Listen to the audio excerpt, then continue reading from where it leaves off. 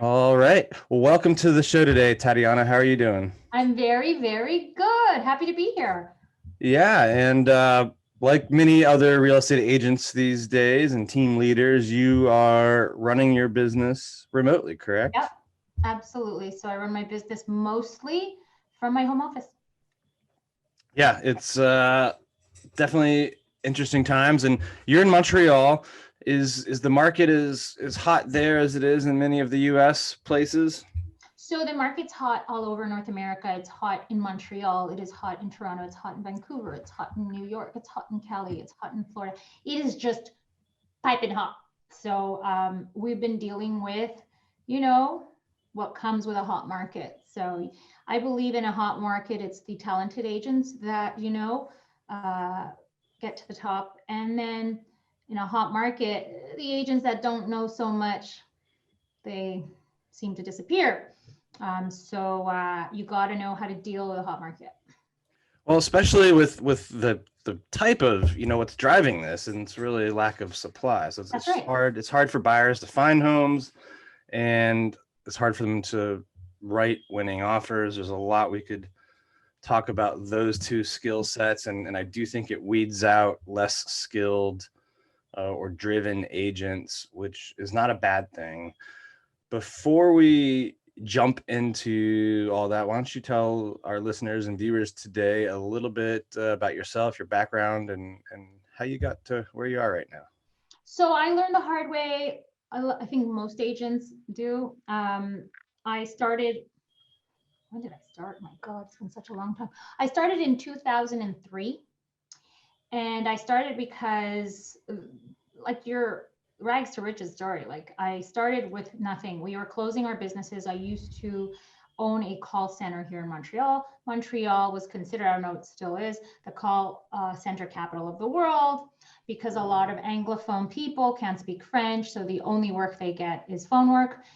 So to get, quality, customer service or phone sales people, they would come to Montreal. So I used to own a call center. I was always in sales. I always excelled in sales. And we closed our call center down because the FTC in America got very strict, rightfully so, because a lot of older people were getting scammed, etc. So they shut that down. And they were, imposing huge penalties on call centers. So I didn't want to be part of that. I had just become a mom, etc. So we basically closed down everything. So we had zero. At the time, we were living a nice life. I had the nice cars, the nice home, and the nice neighborhood. And so, like, we went rock bottom. I had to sell my cars, consolidate. We only had one car, and you know, it, we had no income coming into the house, so we're living off our savings. So my dad told me, because he was a realtor, why don't you become a real estate agent? So I said, but Dad, we already have a realtor. It's like, if we want to buy or sell anything, we could do it through you. He goes, Tat, he says, you were so good at the call center thing. Why don't you try real estate sales? He goes, with real estate sales, you don't have to convince anybody. Like, if they want a house, you sell it. So I said, you know what, could be a good idea.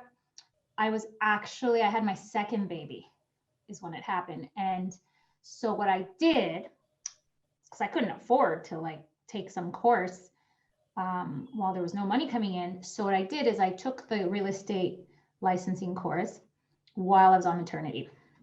So that's where it started. I became a real estate agent. I started with my dad. And for the first 7 years, I was lucky because I'm always very friendly and, people like me. Like, so that's my superpower. People like me. Like I come in there, I make people laugh. I know how to adjust personalities and they like me. So I got Well, lucky. the call center experience probably helped That's with what it that, was. right? You could convince someone to pull out their credit card over the phone and give you your credit card information and you tell them how much it's going to be charged and you get record them while you're doing. Trust me, you could convince someone to buy a beautiful home that they've been looking for forever. So I but I didn't know anything. I didn't get any coaching. Sure, I scammed some Tony Robbins, recordings from Napster at the time. So yeah, that's what I did. But besides that, I didn't know my ass from my elbow. I didn't know about systems. So 7 years went by and I was just living from paycheck to paycheck. It was a good paycheck, it was paycheck to pay. I wasn't amassing any income, but within that time, I got offered a TV show from HGTV. So the likability came through even the real estate signs, because that's how they found me, through my real estate signs. And I did 3 episodes of a show called, it was a huge show at the time. You're too young, I think. It was called Buy Me. And then another TV production show saw Buy Me and said, this girl will be great for like as the lead hostess in our show Property Virgins, which was a huge show on HGTV. Had 13 seasons, I think, maybe more. So I got the Property Virgins head role, and I was gonna do it. And what happened was they asked me to move to Toronto part-time. And I don't live in Toronto. I live in Montreal, which is 6 hours away by car.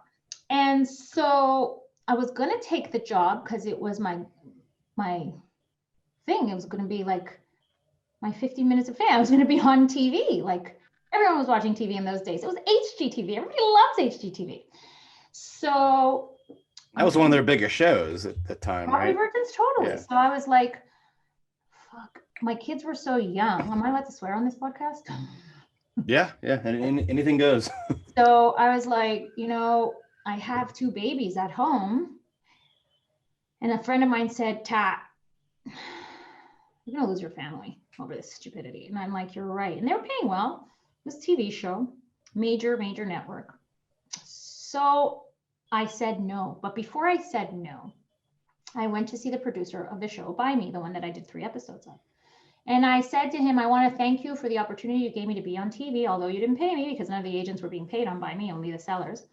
And I said, although you didn't pay me, someone saw me, and now they want me to be a star of the next HGTV show. So at the time, so that was Hans Rosenstein from Wally Abbey Media. It was a Montreal-based production company that specialized in TV shows for HGTV. So I said thank you to him, and he says, where are you going? And I told him the story that I just told you, and he said, we discovered you. We put you on TV. I go, you put every other agent on TV too. It just happens to be they chose me. So he says, well, we still put you on TV. And if you stay here in Montreal, I promise you, because this is what we do for a living, it's the only way we make money, we produce TV shows, you'll be the star of our next TV show.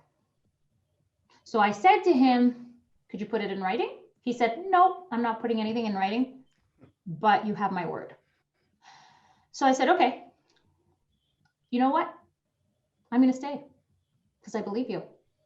The truth is, I wasn't staying. I had already chosen not to go to Toronto.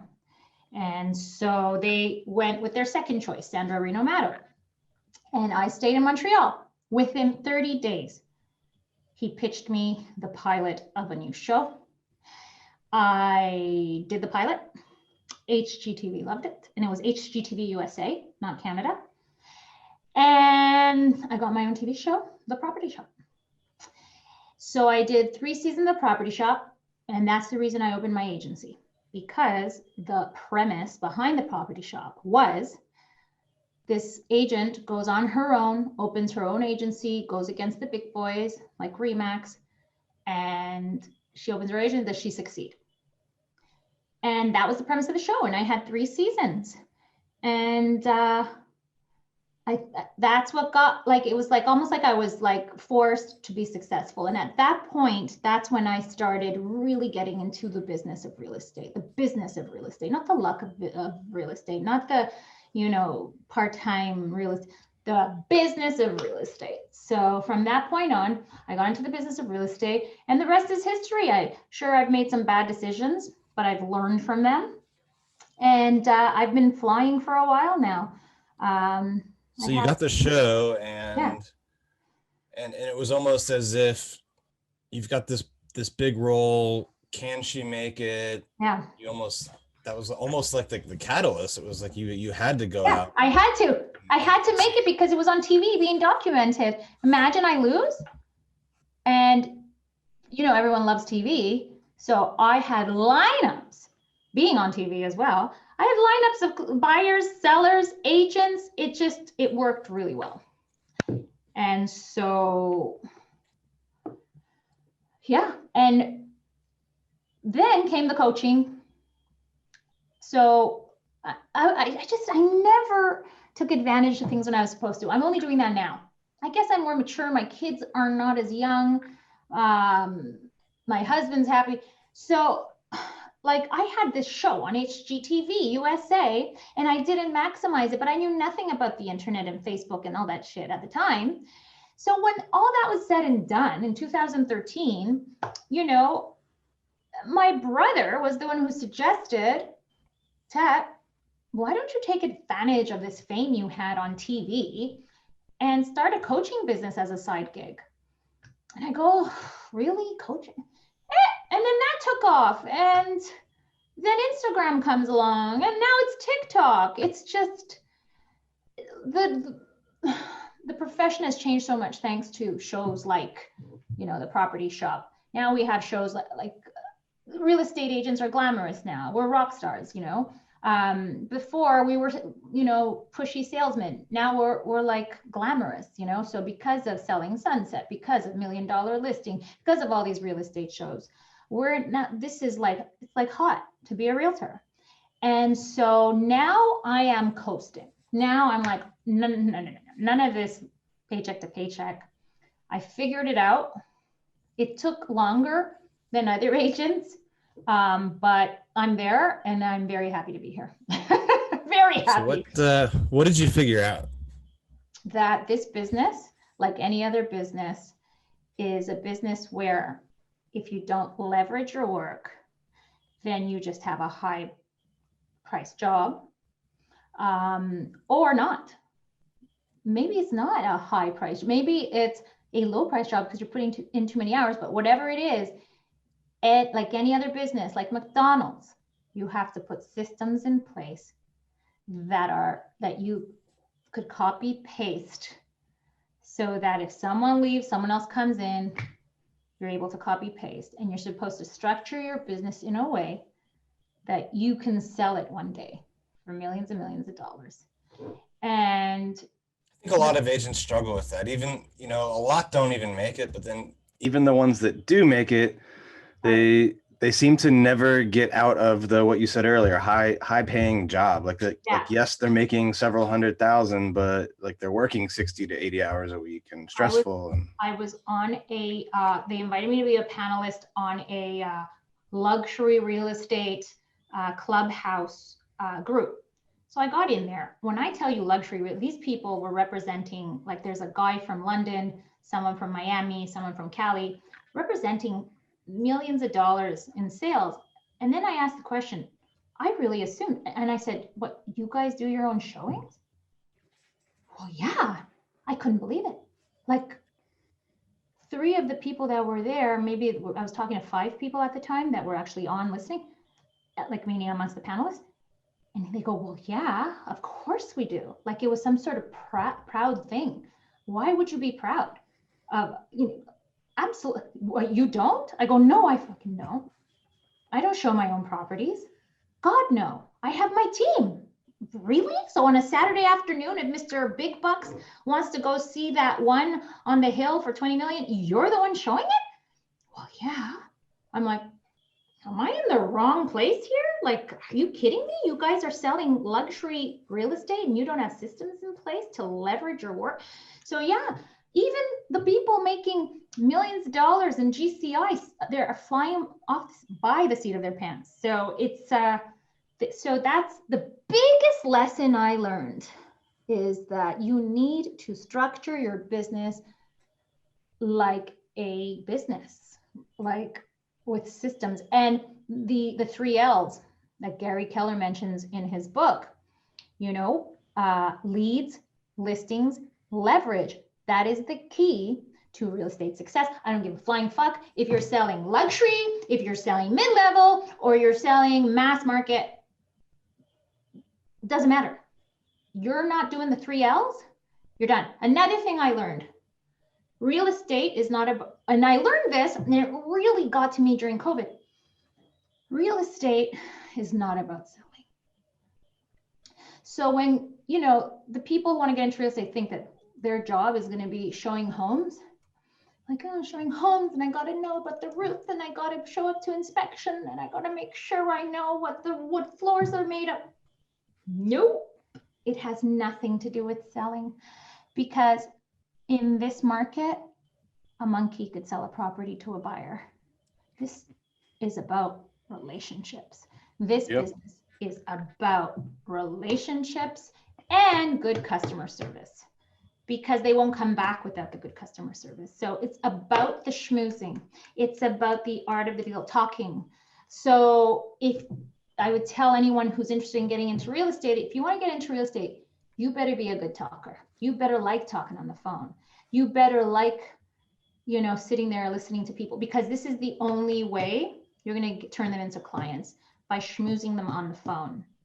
Okay. And this is why I don't think we shouldn't be too afraid of losing our market to the cloud.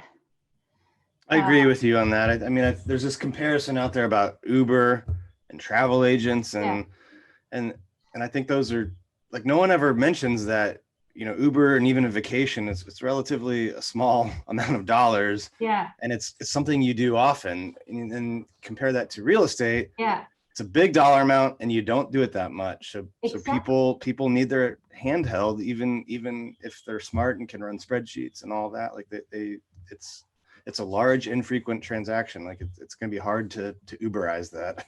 Exactly. So therefore, for sale by owner sites, okay, whatever. In the end, that's where I get a lot of my clients, because people are getting scammed left, right, and center in this market on for sale by owner sites. They're overpaying on for sale by owner sites. They're not getting the right advice. So I don't even think about that. A lot of people think it's going to go to cloud and that the agencies won't exist. No, maybe we might have an online platform like this, but in the end, people will still hire real estate agents to sell their homes. I really do think so. You're right. It's a huge investment. It doesn't happen often. We have connections. We have the experience. We have the knowledge, or maybe we just know how to hold your hand. And another thing is they're leveraging. Why would they go on their own? Do they have time really? Like, you really have time to find the right property? Don't you have a job?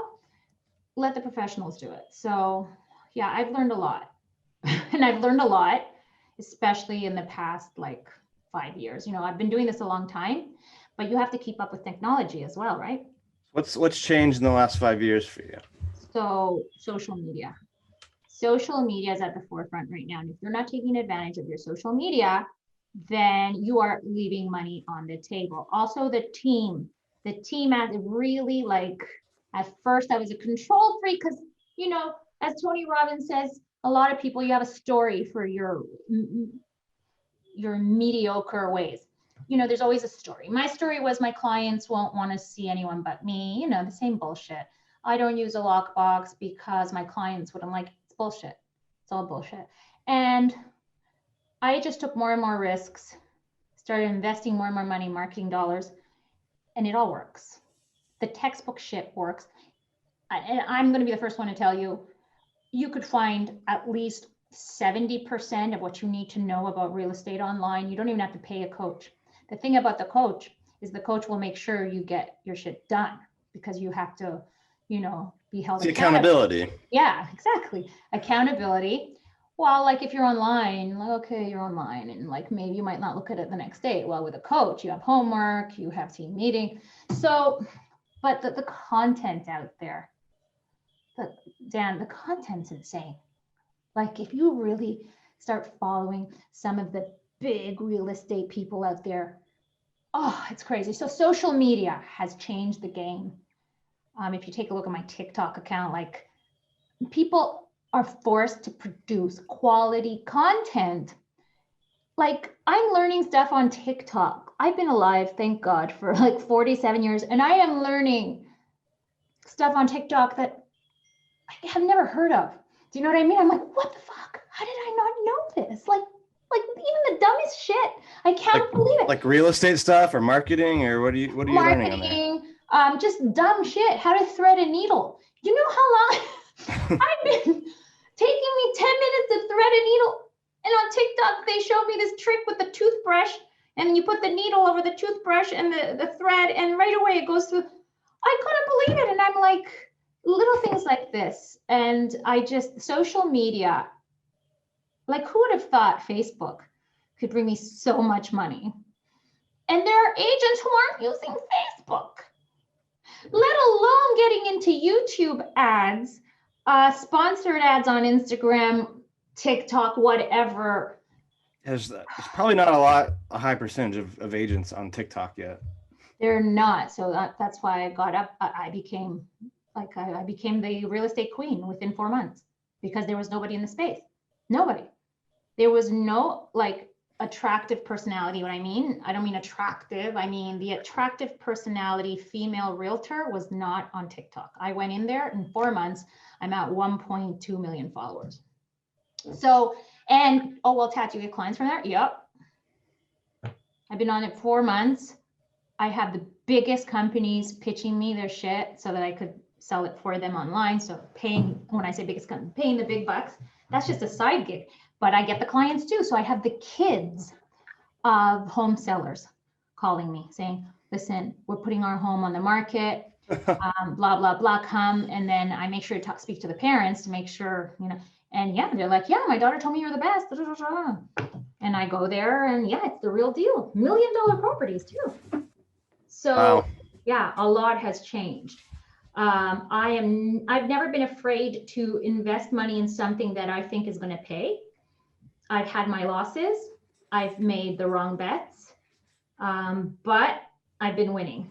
What kind of content are you producing on TikTok? So on TikTok, I am mostly the real estate coach. Okay, so I'm trying, like on TikTok, just because you could only focus on one niche. Because if you focus like on other things, TikTok doesn't like that.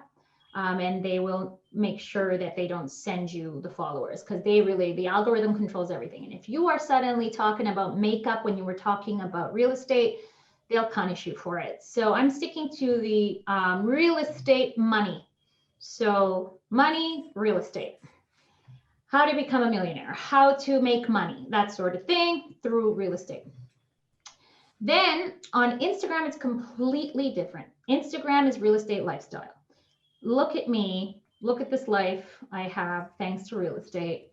And I focus more on home, but because it's an older demographic, I'm focused on advice, like basically life hacks of a real estate agent. Like it's not for realtors, although the realtors find me there. It's more for my buyers and sellers. And I give them advice. I put little snippets of my TV show on it. The nice thing about Instagram is I could be more myself. Like I could talk about everything. I could talk about health. I could talk about my diet. I could talk about how to keep your skin gorgeous. And I could talk about real estate sales. I could talk about the real estate market, to check out my real estate lifestyle. So that's my Instagram.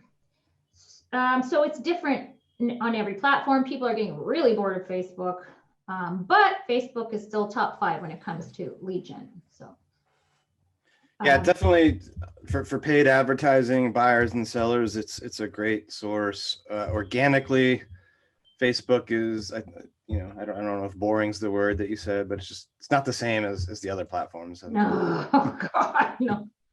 I'm never on Facebook. I hire experts.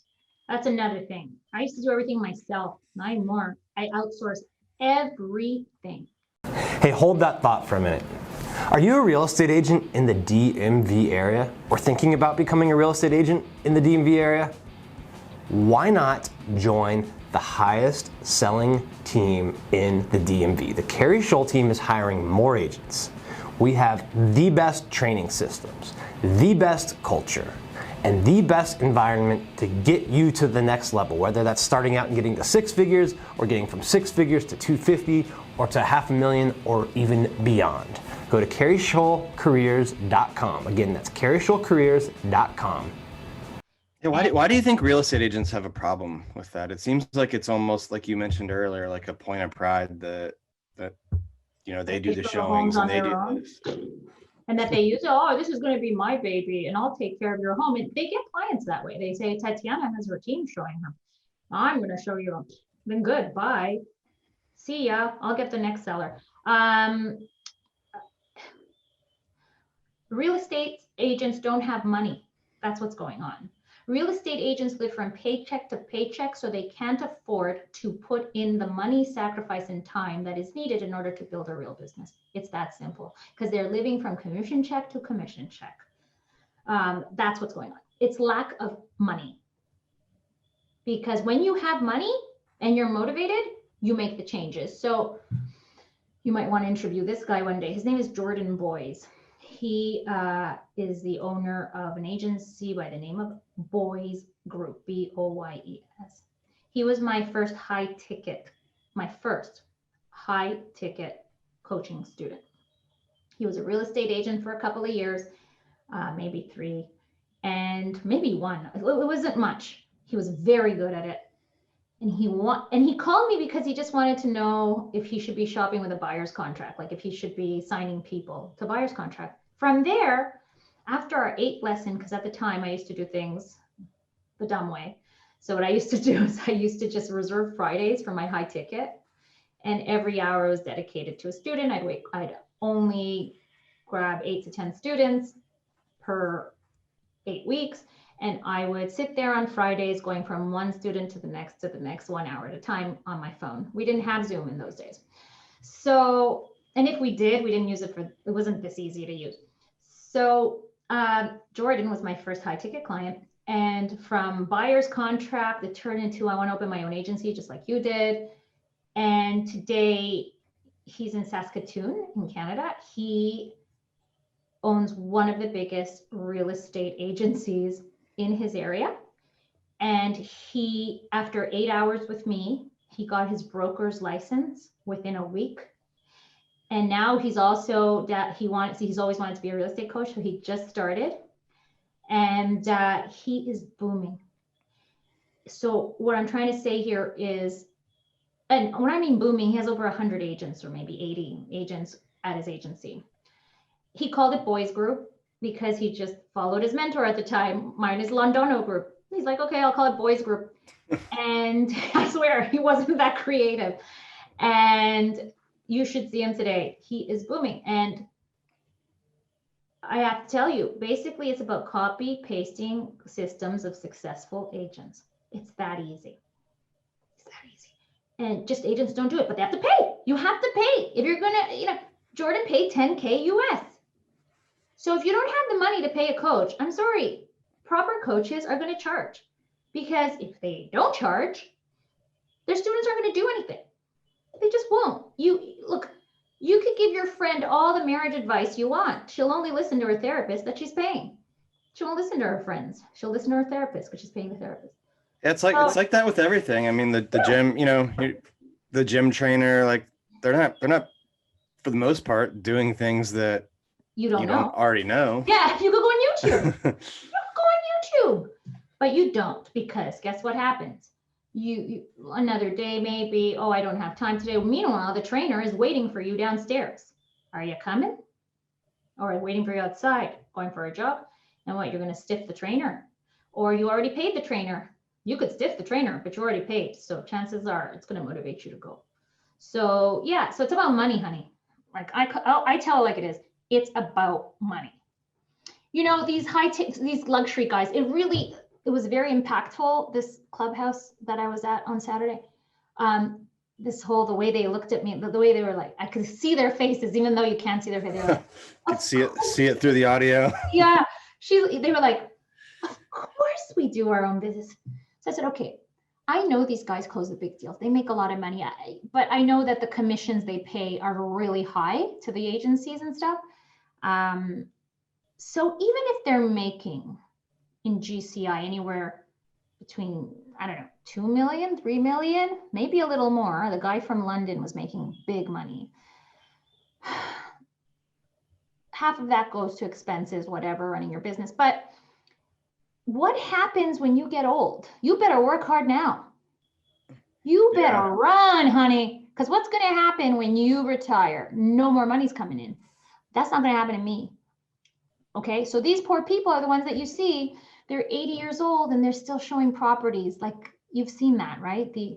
Now I know a lot of them. There's definitely a lot of those agents hanging around. Yeah, I'm not ageist at all. I think my father loves the business, he's an older guy, but a lot of them do it because they have to, not because they want to. Trust me, they'd rather be sitting with you in Florida, taking the sun, having a nice little drink at lunch. And that's how I'm planning I already know what I'm doing. I have a plan. I'm out of here. I'm going to Miami and I'm going to run this business that I'm running right now from Florida. And I'm going to have these little young bucks working for me because they don't know from lead gen. And I will give them the best leads while I'm sipping my margarita at the beach, or maybe doing a podcast like you. See, because this stuff I love. Podcast, coaching's fun, that sort of thing. That's easy work.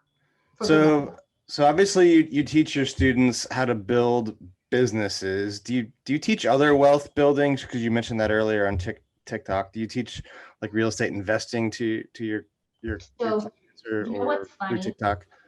What's funny is that the TikTok crowd that signed up for my $20 a month class is getting so much. They just don't know it because most of them are young and dumb. They have no idea what they are getting, the content they're getting for $20 a month.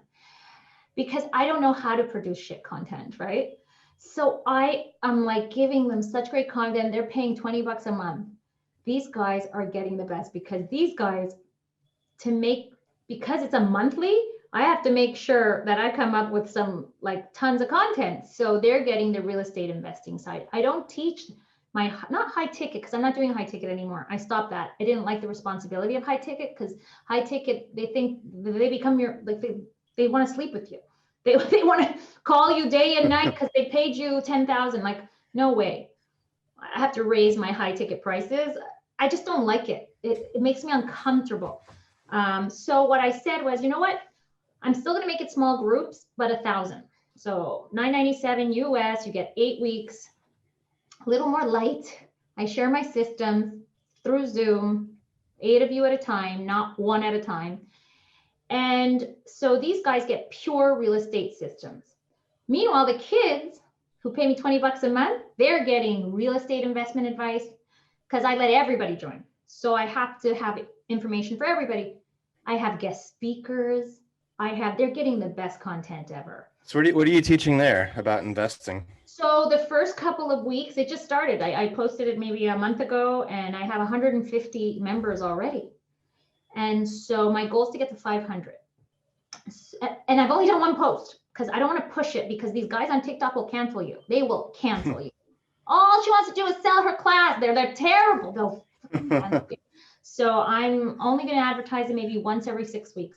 And 150 is good for now. So, but my goal is 500, and I will get to the goal. So I'll give you an example. So class 1, we did time management. We had to discuss Dan Kennedy. Dan Kennedy's a marketing god. Then class 2 was time blocking and the technology I use for that. And I had to give them shit. I was like, I'm the strict mother with that one because they're all young. Then this week, we're inviting someone from TikTok to teach them about how to get started in investing. So so next week, I'm going to teach them about cap rates. No, everyone loves to say cap rate. Cap rate, what's the cap rate? They don't know what a cap rate is. So I'm going to show them that. And yeah, slowly I'm going to stagger the information. People are already talking, and I get more and more members every single day. It's just great. And I got that by accident. I didn't know what the hell I was doing. I get a kid from Stanford University on TikTok messaging me. His name is John, and he's a candidate for the MBA there. And he is going to, he's the one who showed me these links and this whole, membership site through a phone number, because everything's text. That's another new thing I've learned, for some free information out there. People aren't looking at emails anymore. They're looking at text messages. So text marketing, etc. And if you're going to use an email, use video. So that's what's going on. The TikTok community has been very welcoming. I love them. And I'm making wonderful money thanks to TikTok. What are you personally investing in now when it comes to real estate? So I take my commissions because I like to spend money and reward myself. And so I don't spend all of it. I forcibly buy, like I just buy real estate and I put my commissions into real estate. So I pull a salary. Flips or long-term holds or rentals, Everything. short-term So rentals? it's just all exciting to me. So most of them are long-term holds, like revenue properties, 6-plex, 3-plex, 4-plex. And then I have the flip. So we're in the middle of a flip right now that I've shown on TikTok. Yeah, we're putting it on the market next week. So we do everything. Like I flip, I hold. I might hold for a couple of years, then sell. I might do nothing with it, not flip it, just sit there and then sell it, rent it up for a couple of years and then sell. Just depends. I like to keep the big stuff. I like to keep, like if it's a duplex, triplex, I'll sell it. But no, I still have duplexes that I bought years ago that are sitting there. Just depends what mood I'm in. If I see an opportunity to buy something bigger, I might sell a little one so that I get the down payment for the big one. But yeah, I invest my money in real estate.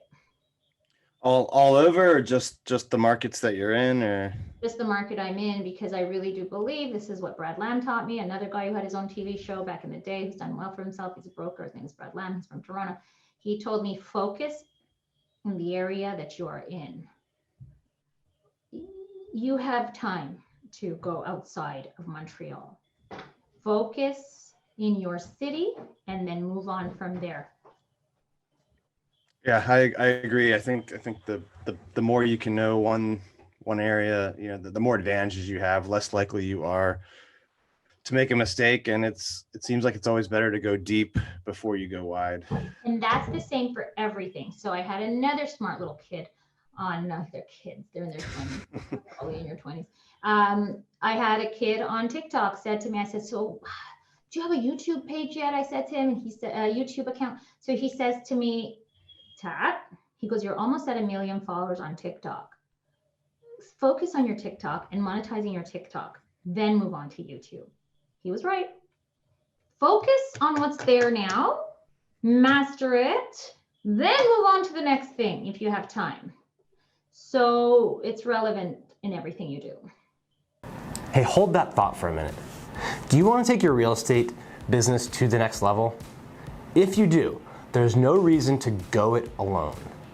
Learn from people who've been where you want to go. KERI and I have sold billions of dollars in real estate. We've netted over 7 figures for 7 years in a row now, and we want to see if you would be a good fit to work for us. We don't work with a lot of people, but we want to give you a chance to get on a free strategy call to see if we can help you get your business to the next level. Go to hyperfastcoach.com and apply for your discovery session today. Again, that's hyperfastcoach.com. Before we wrap up, and this has been amazing, by the way, so much good content and great advice. I always like to do a hyper fast round if you're ready for some fast questions and answers here. All right. What's your biggest piece of advice to a new real estate agent? Hire a coach. What about an experienced real estate agent? Hire a coach.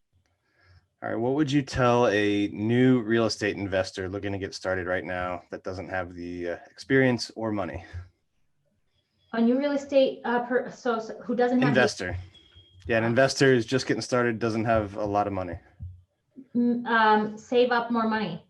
Save up 20%. Or I would introduce them to my tweaker. Do you know what a tweaker is? No. Well, I'm thinking like meth or something. But no. A tweaker is a mortgage broker that, you know, might make the file look much better. You know, get rid of the, you know, the fact that gotcha. Make it look like he has money coming in, you know, a tweaker. All right. Well, different than what I was envisioning, but makes sense. What's the biggest challenge you've ever had and how'd you overcome it? Knowing when to quit. Knowing when to say this shit ain't working. Bye. Knowing when to dump a client. Knowing when to say no. Always trying to please people. That was the biggest challenge, but not anymore. I think that's hard for a lot of people. Sunk cost is a lot of emotional attachment to sunk cost. That's right. So you've invested, 5 years with one client that you think is necessary in your life, and you realize they're just holding you back from like another 20 clients. When you're not making content or working on your businesses, what would we find you doing? Family, Family. especially during like this. You know, I had my family around always, but my daughter was upstairs studying. My son was in his other room watching, you know, TikTok. My husband would be at work, but ever since COVID, the silver lining is I've become so much closer personally with my gorgeous family. Like, you feel like you're close to your family, and then COVID showed us we weren't. Can do better. Yeah, we could do much better. So that's the silver lining that came with COVID. And that's what I do when I am not, I don't even want to leave the house. Like, I go skiing with my family, because I'm in Canada, it's still freaking freezing here. I vacation with my family. I hang out with my family. Like, they became my best friends, my family. Last one, where do you see yourself 5 years from now? I see myself, I don't know what it is.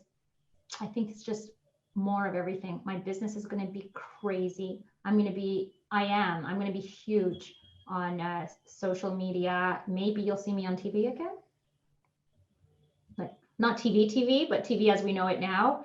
You know, either the Netflix, show on Netflix, a show on Prime, whoever signs up.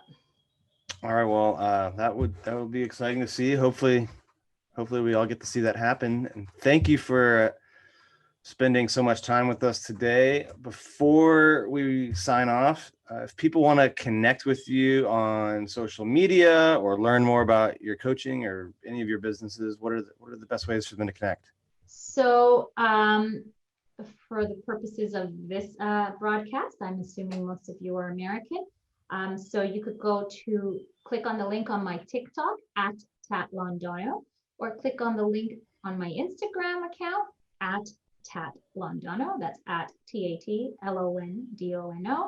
And in that link, there's going to be my one-on-one coaching, my 8-week intensive.